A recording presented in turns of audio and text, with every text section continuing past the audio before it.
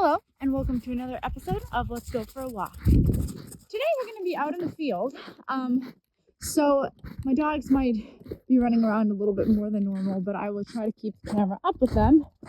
The topic of today is going to be how to work on impulse control in a multi-dog household. So this is if you've got multiple dogs, and as most of you know, if you've got multiple dogs, they will compete for resources. And I'm not talking about resource guarding here. I'm talking about just in general, right? You're making food. Who can be closest to you? Who can be the closest to the counter? So you might find, you'll have dogs who will be more prone to counter surfing when they're with the other dogs in your house. You might find guests are a big deal. So who can charge the door first? Who can be closest to the door when somebody comes over? And the moment you have one of your dogs on their own, suddenly all that stops. And it's like they're like a completely different dog. So the importance of working on impulse control in a multi-dog household is basically it makes your life way easier. It can prevent fights if you've got one dog who's very impulsive and easily frustrated, or multiple dogs who are that way. And it just helps maintain some level of control when things get interesting. Some dogs, probably more often than not, have some resource guarding tendencies, and the severity of these will change depending on the specific dog. Sometimes it's just, they'll give your dogs eyes, they'll kind of body barge them out of the way when they want to get somewhere, and it'll never exceed these things. But in other cases, obviously you see these really severe resource guarding cases when you've got one dog who's flying across the room to attack the other dog, or jumping off of the furniture because they don't want the other dog on the couch. So yeah, that basically the importance of teaching dogs in a multi-dog household impulse control is really paramount in my opinion. Now, how do you do this? Well, there are a lot of ways to teach dogs impulse control in the presence of other dogs who live with them, but I'm going to cover some of the ways that I use that are pretty easy to implement in your own life. So first thing is, when you're first starting out teaching this, you can't make it too complicated. If your dogs are used to always being out together and always being able to, charge into each other and kind of jump all over each other, trying to, get first,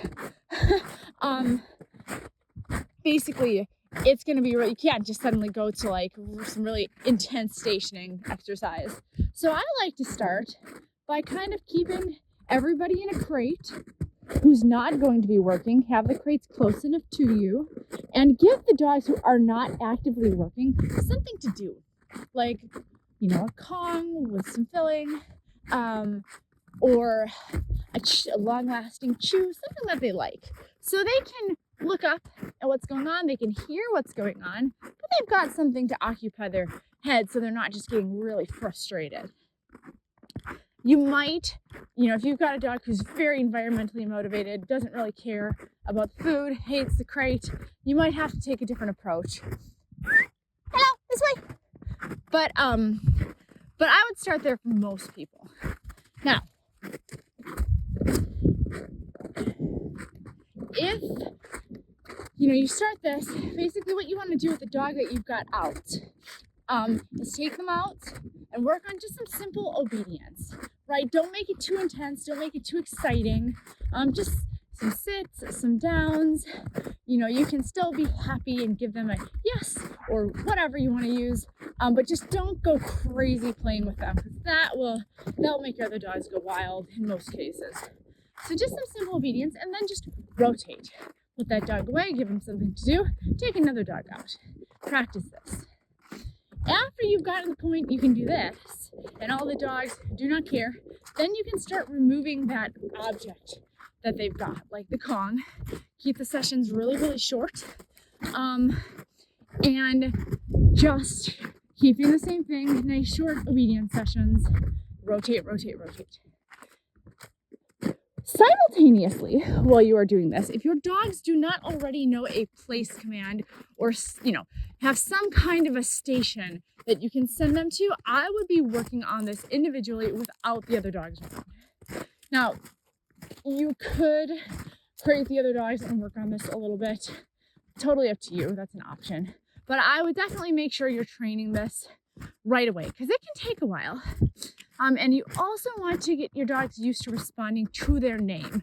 So it's going to be, Rover, okay, and not just okay, where the collective moves together. You really want to make sure dogs understand you are asking them to do something specifically. After you've achieved all this, then you can start working on stationing. Where you're sending dogs to a place, probably you'll want a partner for this, or even a couple partners. You want to keep your dogs on their leash. Dogs who are on the play station, keep them on their leash. You can go back to putting the kongs on there, or the bones, or whatever you're using to make it more likely that they'll stay.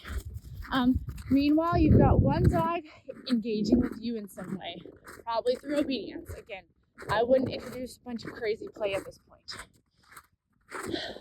Once you've got to the point the dogs will do this, then you want to remove the chews, and you will work on letting them just watch you. Lila, come on. Good girl. As you can see, they really love getting out here and pulling these corn stalk remnants out of the ground and carrying them around.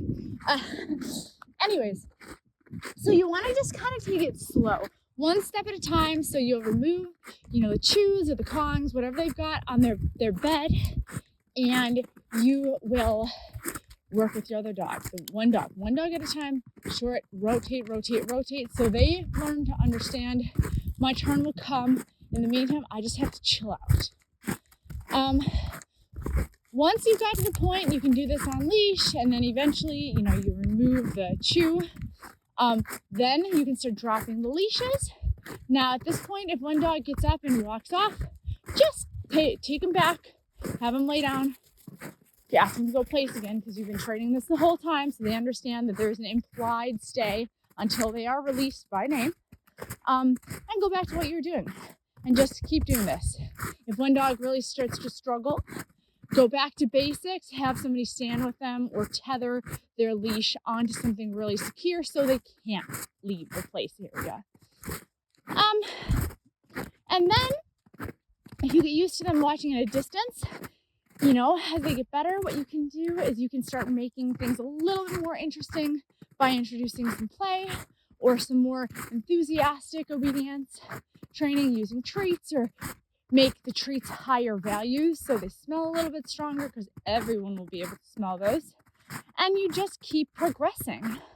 Another thing that you can do, it's a really simple exercise, is you can ask your dogs to do simultaneous obedience.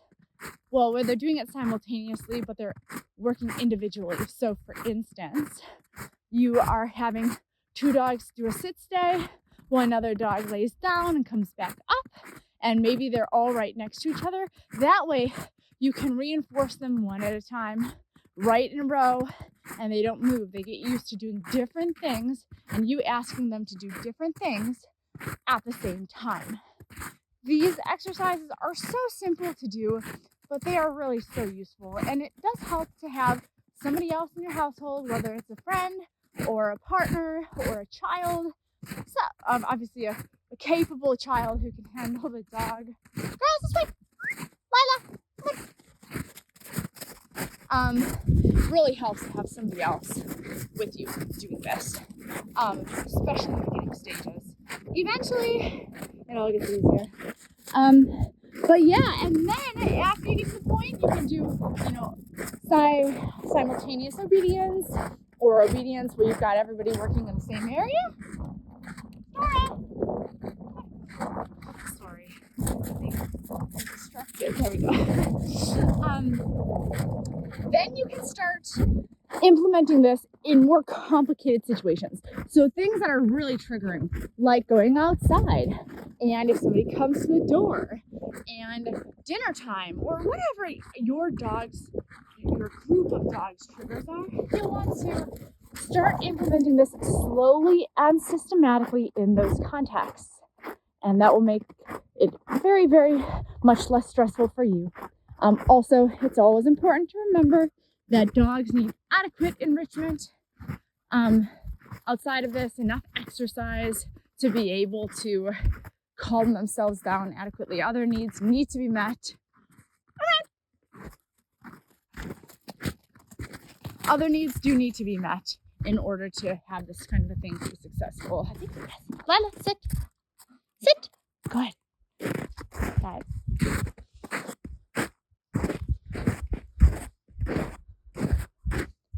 Lila, down. Stora, plats. Good. Hello, Kato. Kato. Stora, here. Stora, here. Sit. Lila, come. Sit. Hello, Ella. Yeah. Kati.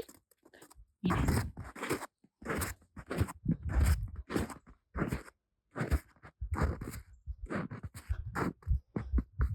Hello, Ella. Ella. Kato. Stora, here. Plats. Lila, come. Down. Down. Yes. Lila.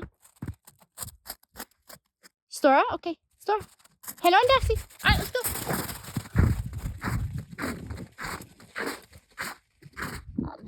So yeah, that is all for today.